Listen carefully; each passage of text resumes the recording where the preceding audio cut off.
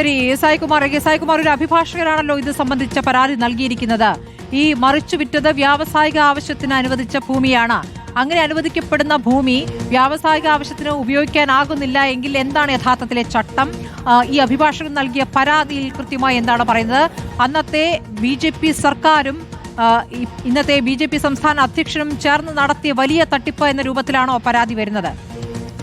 തീർച്ചയായും സ്മൃതി, വലിയൊരു ഭൂമി കുംഭകോണം കർണാടകയിൽ നടന്നു എന്ന രീതിയിലാണ് ഈ പരാതിയിൽ പറയുന്നത്. കൃത്യമായി തന്നെ അദ്ദേഹം പറയുന്നുണ്ട്, കർഷകരിൽ നിന്ന് വളരെ തുച്ഛമായ വിലയ്ക്ക് വാങ്ങിയ ഭൂമി വർഷങ്ങളോളം ഒന്നും ചെയ്യാതെ ഇരിക്കുകയും പിന്നീട് വലിയ വിലയ്ക്ക്, കോടികളുടെ വിലയ്ക്ക് മറിച്ചു വിൽക്കാനുള്ള നടപടി, അതായത് വൻകിട കമ്പനികൾക്കാണ് പിന്നീട് ഈ ഭൂമി വിൽക്കാനുള്ള നീക്കം നടത്തിയത്. അതുവഴി കോടികളുടെ അഴിമതിയാണ്, കോടികളുടെ സമ്പാദ്യമാണ് രാജീവ് ചന്ദ്രശേഖരൻ അടക്കമുള്ള ആളുകൾ കൈപ്പറ്റിയിരിക്കുന്നത്. അദ്ദേഹത്തിന്റെ പരാതിയിൽ ഏകദേശം 500 കോടി പറയുന്നുണ്ടെങ്കിലും ഏകദേശം 300-ലധികം കോടിയുടെ തട്ടിപ്പ് ഈ വിഷയത്തിൽ നടന്നിട്ടുണ്ട് എന്നുള്ളതാണ്. ഏകദേശം 1 ലക്ഷം രൂപയ്ക്ക് കർഷകരിൽ നിന്ന് വാങ്ങിയ ഭൂമി, അത് ലീസിനാണ് വാങ്ങുന്നത്. കൃത്യമായി അതിലൊക്കെ രേഖകൾ ഉണ്ടാക്കുന്നു. അതിനുശേഷം വർഷങ്ങളായി അത് തരിശുഭൂമിയായി കിടന്ന് ഒരു മന്ത്രിയുടെ അടക്കം പിന്തുണയോടുകൂടി ഇത് വിൽക്കുന്ന സ്ഥിതിയാണ് ഉണ്ടാകുന്നത്. ഇതിൽ അഭിഭാഷകനായ KN ജഗദീഷാണ് ഇതിൽ കൃത്യമായിട്ടുള്ളൊരു ഇടപെടൽ നടത്തിയിട്ടുള്ളത്.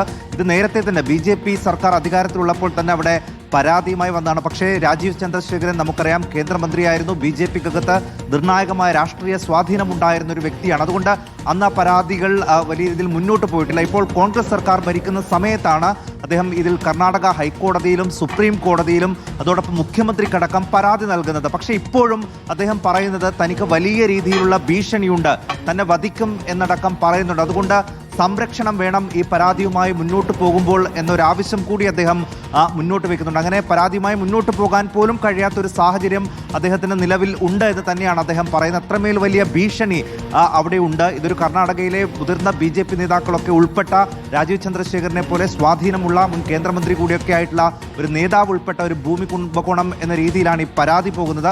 അതിൽ അദ്ദേഹം കൃത്യമായി ഓരോ കമ്പനികൾക്കും വിറ്റ എത്ര രൂപയ്ക്കാണ് വിറ്റത് എന്നതടക്കമുള്ള രേഖകൾ സഹിതം അത് കൃത്യമായി പറഞ്ഞുകൊണ്ടാണ് ആ പരാതി നൽകിയിരിക്കുന്നത്. കർഷകർക്ക് സംഭവിച്ചിട്ടുള്ള നഷ്ടം, ഇതിലൂടെ ഉണ്ടാക്കിയിട്ടുള്ള കോടികൾ, ഇതൊക്കെ കൃത്യമായി പറഞ്ഞുകൊണ്ടാണ് അദ്ദേഹം ഈ പരാതിയുമായി പോയിരിക്കുന്നത്. ഇതിൽ കോടതി ഇടപെടണം, ഈ ഭൂമി തിരിച്ചു പിടിക്കണം, അത് അർഹരായിട്ടുള്ള കർഷകർക്ക് തന്നെ തിരിച്ചു നൽകണം എന്നതടക്കം, അതിന് നഷ്ടപരിഹാരം കൃത്യമായി കർഷകർക്ക് വീതിച്ചു നൽകണം എന്നതടക്കം ആവശ്യം ഉന്നയിച്ചുകൊണ്ടാണ് അദ്ദേഹം ഇപ്പോൾ കോടതിയെ സമീപിച്ചിരിക്കുന്നത്. ഇനി ആ ഒരു ഇടപെടലാണ് സ്മൃതി ഈ വിഷയത്തിൽ നിർണായകമായിട്ടുള്ളത്. കോടതി ഈ വിഷയത്തിൽ എന്ത് നിലപാട് സ്വീകരിക്കുന്നു, ഒരു പ്രത്യേക അന്വേഷണ സംഘം ഈ വിഷയത്തിൽ നിയമിക്കണം എന്നടക്കം അദ്ദേഹം ആവശ്യപ്പെടുന്നുണ്ട്. അങ്ങനെ ഓരോ രേഖകളും പരിശോധിച്ചുകൊണ്ട് ഈ തട്ടിപ്പിന്റെ, ഈ വലിയൊരു ഭൂമി കുംഭകോണത്തിന്റെ തട്ടിപ്പ് കഥകൾ പുറത്തെത്തിക്കണം എന്നൊരാവശ്യം കൂടി അദ്ദേഹം ഇപ്പോൾ മുന്നോട്ട് വയ്ക്കുന്നുണ്ട്. ശരി, TV പ്രസാദിലേക്ക് വീണ്ടും. പ്രസാദ്, ഇപ്പോൾ ഇതൊരു ഭൂമി തട്ടിപ്പ് എന്നതിനപ്പുറം ഭൂമി കുംഭകോണം തന്നെയാണ്. ചെറിയ കണക്കല്ലല്ലോ വരുന്നത്.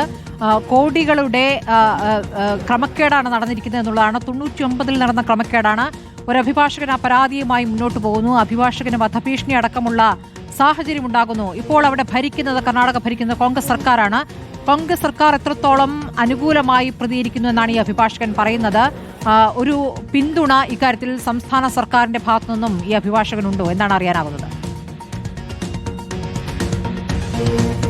ശ്രുതി, കർണാടക സർക്കാരുമായി ബന്ധപ്പെട്ടവരോട് സംസാരിക്കുമ്പോൾ മനസ്സിലാവുന്നത് ഈ പരാതി ഗൗരവത്തോടെ അവർ കാണുന്നു എന്നുള്ളതാണ്. അതിൻ്റെ ഗൗരവത്തോടു കൂടിയുള്ള നടപടികളിലേക്ക് കടക്കും എന്നുള്ളതാണ് സംസാരിക്കുന്നവരെല്ലാം പറയുന്നത്. പരാതി കിട്ടിയിട്ട് ഇപ്പോൾ 10 ദിവസം പൂർത്തിയാകുന്നതേ ഉള്ളൂ. ഈ മാസം 2ാമത്തെ ആഴ്ചയാണ് അവർക്ക് ഈ പരാതി അവരുടെ കൈകളിലേക്ക് കിട്ടുകയും ചെയ്യുന്നത്. ഇപ്പോൾ കോൺഗ്രസ് സർക്കാർ ആയതുകൊണ്ട് തന്നെ അവർക്കത് വലിയ രാഷ്ട്രീയ ആയുധമാക്കി എടുക്കാനും കഴിയും എന്നുള്ളതാണ്.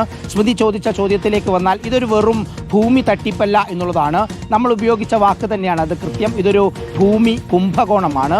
ഭൂമി കുംഭകോണം എന്ന് പറഞ്ഞാൽ അതിൻ്റെ പിറകിൽ വലിയ ഒരു രാഷ്ട്രീയ നെക്സസ് ഉണ്ട്. അതിൻ്റെ പിറകിൽ ഒരുപാട് കർഷകരുടെ കണ്ണീരുണ്ട്. കാരണം അവർക്ക് തുച്ഛമായ വില കൊടുത്ത് വാങ്ങിച്ച ഭൂമിയാണ്. അതായത് ഒരേക്കറിന് വെറും 1 ലക്ഷം രൂപ കൊടുത്ത് വാങ്ങിക്കുന്ന ഭൂമിയാണ് കോടികൾക്ക് രാജീവ് ചന്ദ്രശേഖരനെ പോലെയുള്ളവരുടെ കമ്പനി മറിച്ചു വിൽക്കുന്നത് എന്നുള്ളതാണ്.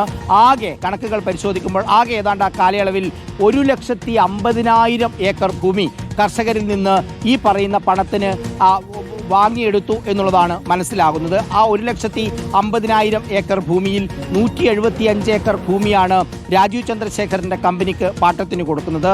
ആ ഭൂമിയാണ് മറിച്ച് വിൽക്കുന്നത്.